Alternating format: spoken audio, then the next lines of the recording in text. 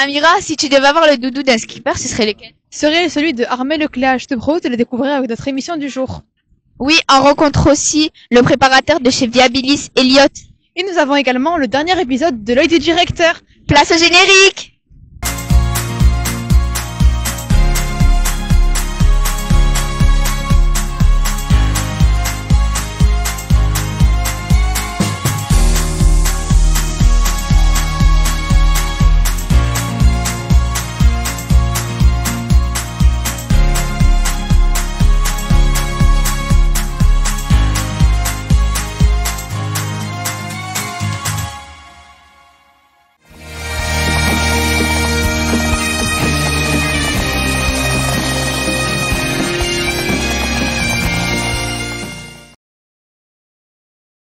Bonjour. Bonjour. Quelles sont les qualités nécessaires pour réussir dans la voile de compétition? Alors les qualités nécessaires, je dirais d'abord il faut avoir la passion de la voile, parce que c'est vrai que c'est un sport un peu atypique. Il faut aimer aller sur la mer ou des lacs, enfin, en tout cas il faut savoir aimer naviguer.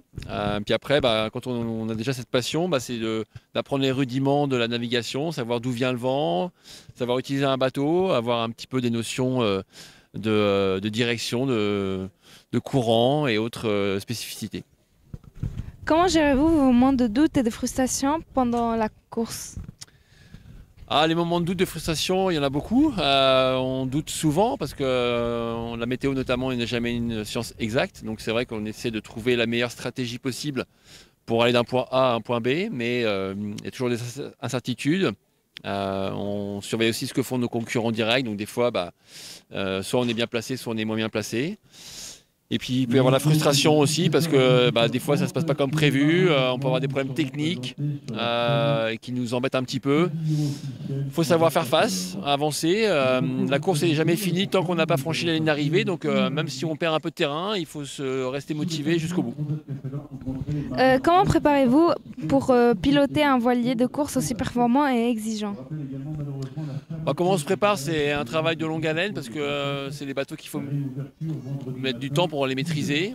C'est des grosses machines complexes en mécanique, en informatique, en plein de domaines. Et donc d'abord, on a toute une équipe qui travaille avec moi, plus d'une vingtaine de personnes autour du bateau, des techniciens, des ingénieurs pour mettre au point le bateau. C'est beaucoup d'entraînement, beaucoup d'heures de navigation avant d'être au départ de ces grandes courses comme aujourd'hui la Transat Café l'Or. Comment vous adaptez-vous aux conditions et changements de vent et de mer pour optimiser les performances de votre ultime? Pour s'adapter aux conditions de vent et de mer qui changent, en fait, c'est tout le travail qu'on a fait avant de partir, avant la course, et tous les entraînements qu'on a pu mettre en place toute l'année, c'est-à-dire d'essayer de retrouver les mêmes conditions. Donc on part souvent naviguer avec ce bateau longtemps, c'est-à-dire dans des conditions variées. On va aller chercher des conditions difficiles, de vent, de mer, pour vraiment avoir tout le mode d'emploi du bateau. Et comme ça, quand on va partir dimanche pour la course, l'idée c'est d'avoir le moins d'inconnus possible et de tout maîtriser. Qu'est-ce que vous pensez que la cohabitation avec un co-skipper apporte à votre expérience de course et comment cela vous aide-t-il à mieux performer? C'est vrai que sur cette transat, la spécificité c'est de partir à deux, c'est du double, donc on essaie d'abord de trouver la bonne personne avec qui on va s'entendre, avec qui on va passer presque 2 semaines ensemble sur le bateau, dans un espace un petit peu exigu et pas forcément très confortable. Puis après l'idée c'est de trouver la bonne équation où chacun trouve sa place, on essaie de se donner un petit peu des responsabilités l'un et l'autre à bord du bateau. Moi, par exemple, je vais m'occuper un peu plus de la météo et Sébastien sera plus en charge de la performance. Et puis, nous, on s'entend plutôt bien. Ça fait longtemps qu'on navigue ensemble. Donc, il n'y a pas de raison que ça se passe bien, que ça se passe mal sur cette transat. Comment gérez-vous les désaccords ou les différences d'opinion avec votre co-skipper pendant la course? On est rarement en désaccord avec Sébastien parce que l'idée, c'est avant d'arriver justement à ne pas être d'accord, on va beaucoup échanger. C'est la communication qui est essentielle. Avant d'être dans un conflit, avant, il faut essayer de parler, discuter, se dire les choses tout naturellement. Des fois même en blaguant un petit peu, ça permet de passer un petit peu facilement les petites consignes. Merci beaucoup. Merci à vous.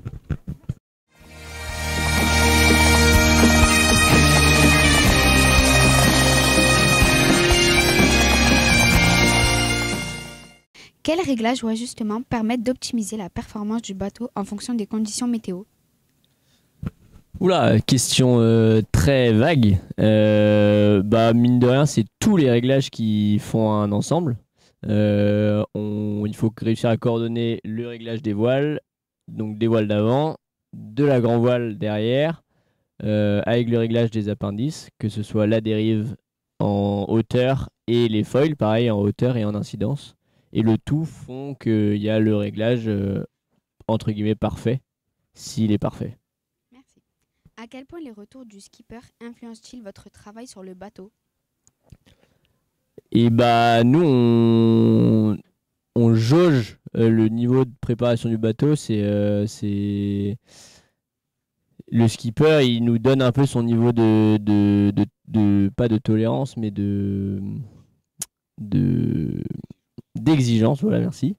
Son niveau d'exigence pour avoir le meilleur bateau. Nous, on essaie d'être toujours un peu au-dessus, mine de rien, d'être toujours plus préparé que ce que lui voudrait. Et après, nous, on a la chance, c'est de naviguer aussi sur le bateau tous les jours. Enfin, dès que le bateau navigue, que ce soit en régate ou en relation partenaire. Donc, on connaît bien le bateau, on sait ce qui va pas et on sait sur quel point il faut travailler. Donc, on discute. C'est plus une discussion avec le skipper que le skipper qui nous dit faut faire ça, faut faire ça. Quel a été le plus gros défi technique que vous avez eu à gérer en urgence pendant une course?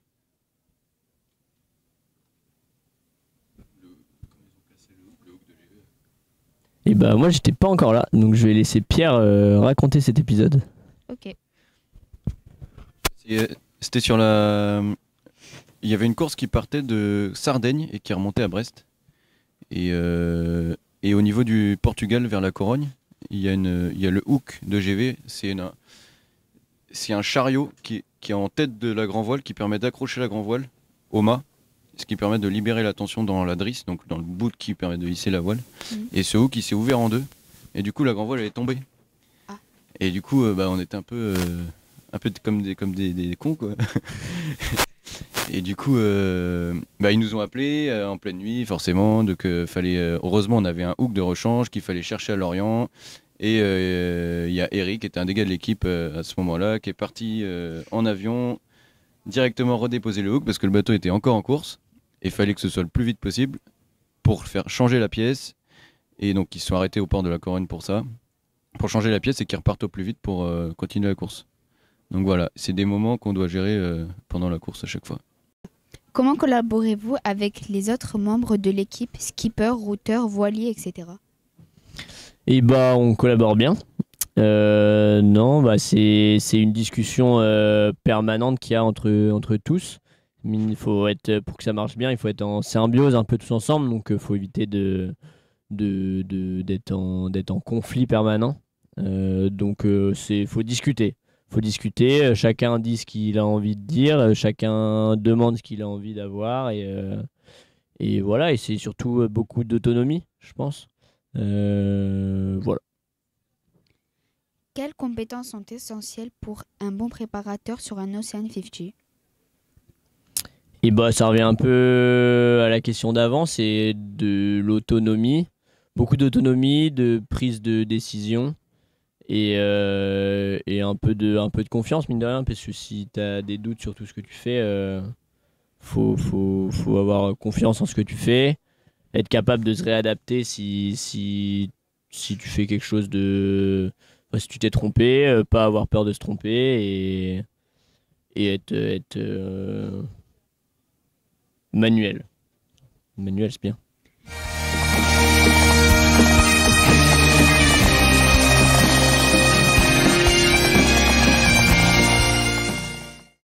Comment on devient directeur? Comment on devient directeur de course? Ma foi, c'est un peu une forme de cooptation. C'est-à-dire qu'avant directeur de course, c'est mieux de faire un peu de bateau, c'est mieux d'avoir organisé des épreuves plus petites que celle-là, d'avoir occupé à peu près tous les postes, de savoir mettre des bouées en mer, de savoir piloter des semi-rigides, de connaître la réglementation qui est nécessaire, de connaître tous les moyens de sauvetage. Mais ça suffit pas. Après, il faut aussi obtenir au final la confiance des marins qui vont partir en mer. C'est primordial parce qu'on va faire des choix qui impactent leur navigation. Quand on dit on part ou on part pas, ben, ça les impacte. Quand ils sont en difficulté, nos choix, ils sont importants. Ils attendent qu'on puisse réagir à ce qui est en train de se passer. Donc, il y a beaucoup de confiance et en fait, on est un peu propulsé au fur et à mesure et c'est quelque part les marins qui vous amènent à ce poste-là. Ça ne peut pas être autrement. Et c'est important qu'on commence aussi avec des courses. Et on commence très souvent avec une jeune génération. On va commencer avec des mini, avec la solitaire du Figaro, par exemple. Et puis, on va les accompagner. Moi, quand j'ai débuté, j'en prends un comme ça au hasard. Tom Laperche, qui aujourd'hui va skipper le SVR Lazartigue. Et ben, quand j'étais directeur de la solitaire du Figaro, il gagnait la solitaire du Figaro en Figaro. Et à ce moment-là, on est en mer ensemble. Il est en mer sur son bateau. Moi, je suis en mer sur le mien, qui est un bateau à moteur. Mais il y a cette proximité. Au final, la confiance s'installe. Et alors, on peut prétendre à être directeur de course. Il est pas si beau aujourd'hui, hein? Oui, heureusement qu'on a les images du jour pour nous réconforter. À demain sous le soleil!